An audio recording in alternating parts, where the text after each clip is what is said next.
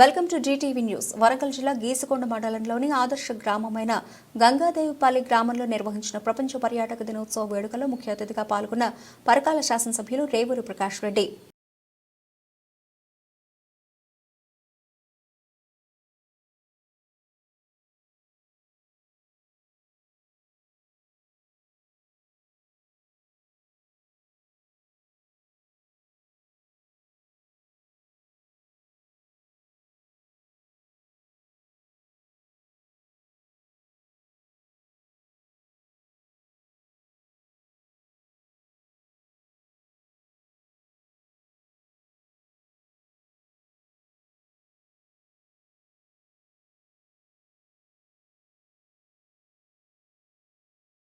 అప్పుడు అటువంటి ఇటువంటి పోతాడే కొంచెం ఈర్ష అనిపించేది.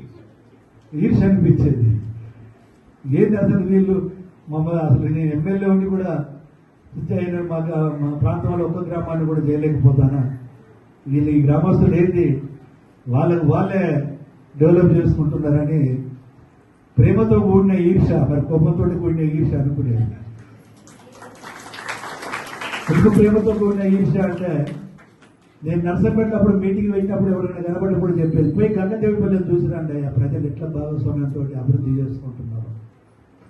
అందునుంచి నాకు ఈ గ్రామీణ ప్రాంతంలో పర్యాటక ప్రోగ్రాం పెట్టడం అనేది 100% ఇది న్యాయ సమ్మతము అని కూడా అవసరం కూడా ఉన్నది, ఎంకరేజ్మెంట్ చేయాలనిపించి నేను వెంటనే కలెక్టర్ గారికి ఫోన్ చేయడం, కలెక్టర్ గారు కూడా వెంటనే మంచి సార్ తప్పకుండా ప్రోగ్రాం అక్కడ పెడతానని చెప్పి ఈ గ్రామాభివృద్ధిలో కృషి చేసిన ప్రతి ఒక్కరికి, ప్రజలకు ప్రతి ఒక్కరికి కూడా ఇది మీ అందరి యొక్క క్రెడిట్, ఇది మీ అందరి గొప్పతనం అని చెప్పి కూడా చెప్తున్నాను. పర్యాటక కేంద్రం అంటే 2-3 రకాలు ఉంటాయి. కొందరు చేసి అనిష్టపడి సేద తీరడానికి ఎక్కువ మంది పోతుంటారు. కొంచెం బలిసిన వాళ్ళు కొంచెం నాకు మైండ్ ఫ్రెష్గా కావాలి, నాకు కొన్ని రోజులు ఈ యొక్క టెన్షన్స్ అన్నిటికీ దూరం ఉండాలి అనేటోళ్ళు కొంచెం బలిసిన వాళ్ళే. మరి బాగా బలిసిన వాళ్ళు అంటే ఎట్లుంటుందో తెలియదు, కానీ కొంచెం బలిసిన వాళ్ళైనా పోతుంటారు. కానీ సిసలైన పర్యాటకం ఏంటి అని అంటే, నేర్చుకునే తత్వం, నేర్చుకునే ఆలోచన ఉన్న వాళ్ళు చాలామంది ఉంటారు. 80-90% పోవాలి, అక్కడ సంస్కృతి నేర్చుకోవాలి, అక్కడ ఉన్న శిల్పకళలు అయితే ఆ శిల్పకళ యొక్క నైపుణ్యాన్ని తెలుసుకోవాలి, అక్కడ ఉన్న సామాజిక పరిస్థితులను తెలుసుకోవాలి, దేశానికి కూడా జీవన శైలిలో ఎన్నో మార్పులు ఉంటాయంటే అవి నేర్చుకోవాలి. అదేవిధంగా తెగలలో, కులాలలో, వర్గాలలో, ప్రాంతాలలో ఎంజాయ్ చేయాలని ఉంటారు. కానీ 90% ఆఫ్ వాళ్ళు పర్యాటకం అంటే ఒక విజ్ఞాన విహార యాత్ర. మనం ఆ ప్రాంతంలో ఇవాళ మనం చూస్తున్నాం, ఆదిలాబాద్ జిల్లాలో ఉన్న జీవన సంస్కృతికి మన వరంగల్ ఉన్నదానికి తేడా ఉంటుంది. వరంగల్లో ఉన్న ఇక్కడ జీవన సంస్కృతికి పద్ధతులకు అటుపోతే హైదరాబాదులో డిఫరెంట్గా ఉంటుంది.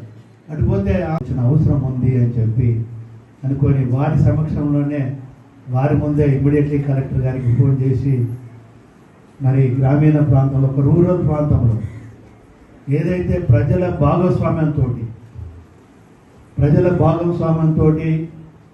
ఒక గుర్తింపు, అంటే దేశ స్థాయిలో, ప్రపంచ స్థాయిలో ఒక గుర్తింపు పొందింది అని అంటే, అది డెవలప్మెంట్కి ఒక ప్రజల భాగస్వామ్యంతో జరిగిన అభివృద్ధికి అదొక కేంద్రం.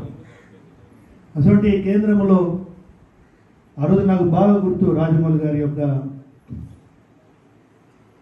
నాయకత్వంలో 2 సార్లు మీకు ప్రజా పరిపాలన ఎక్కువ, వాటర్ ఫెసిలిటీస్ కానీ, శానిటేషన్ కానీ, లేదా కరెంటు నిర్వహణ కానీ, ఏదైతే గాంధీ మహాత్ముడు కోరుకున్నాడో గ్రామ స్వరాజ్యం అనేది ఇది ఒక మోడల్ అని మనం చెప్పక తప్పదు. ఎవరో ఇచ్చిన అధికారాలు కాదు, వాళ్ళే ఒక బాధ్యతగా తీసుకొని ఆ రోజు నేను మనస్ఫూర్తిగా రాజమౌళి గారిని అభినందిస్తున్నా. వారు చేశారు, వారికి సహకరించారు అందరూ కూడా. ఈ వెంకటేష్కి ఏం పని లేదా అనిపించినా డాక్రా గ్రూప్ మహిళలు చాలా మంది పోతున్నారు. కొన్ని దైవభక్తి గురించి పోతున్నారు, కొన్ని ప్రాంతాలకు కూడా చూసి వస్తున్నారు. ఇవాళ చాలా మంది మహిళలలో ఒక చైతన్యం వచ్చింది అని అంటే ఇవాళ బయటి ప్రపంచం కూడా చూడమని వచ్చింది అంటే నిజంగా డాక్రా గ్రూపుల యొక్క రూపం వల్లనే వచ్చిందని చెప్పక తప్పదు. నాకు బాగా తెలుసు, నేను 94లో శాసనసభ్యుడు అయిన తర్వాత 94-2004 మధ్యన నర్సంపేట నియోజకవర్గం మీ అందరూ ఎవరైనా అడగవచ్చు మీరు మహిళా సోదరుమణులు. నేను మహిళా సోదరుమణులు ఆ రోజు మనం డాక్రా గ్రూపులు అని చెప్పి వస్తుంటే జాబ్ చెట్టు కింద ఏం పని పాట లేని పెద్ద మనుషులు కూర్చున్నప్పుడు అనేది చూడరో అది గోల్సాడి కట్టుకొని సంకర పుస్తకం పెట్టుకొని పోతా అంది.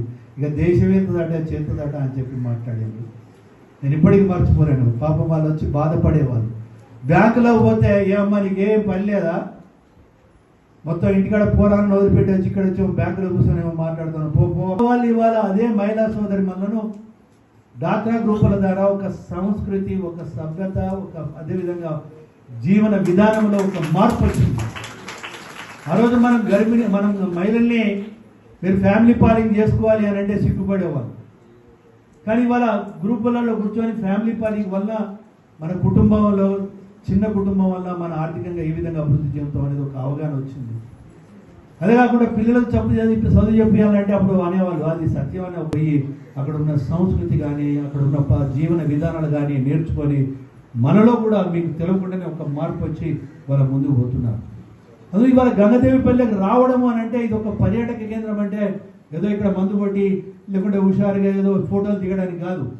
ఇక్కడ ప్రజలు ఒక యూనిట్గా ఏర్పడి ఈ గ్రామాన్ని ఏ విధంగా అభివృద్ధి చేసిందని చెప్పి తెలుసుకొని వాళ్ళ ప్రాంతంలో కూడా ఈ విధమైన కార్యక్రమాలు నిర్వర్తించి వాళ్ళ ప్రాంతంలో ప్రజల భాగస్వామ్యంతో అభివృద్ధి చేయాలని ఒక ఆలోచన రేకెత్తించడానికి ఉపయోగపడుతుందని చెప్పి వెంకటేష్ ఒక నిజంగా మనస్ఫూర్తిగా తీస్తున్నా.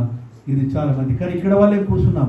నేను అనుకోవడం బయట జిల్లా వాళ్ళు ఎవరు వచ్చినట్టు లేదు, ఫస్ట్ టైం వచ్చారు. చాలా ఇన్స్పైర్ అయ్యి ఉంటారు మీరు.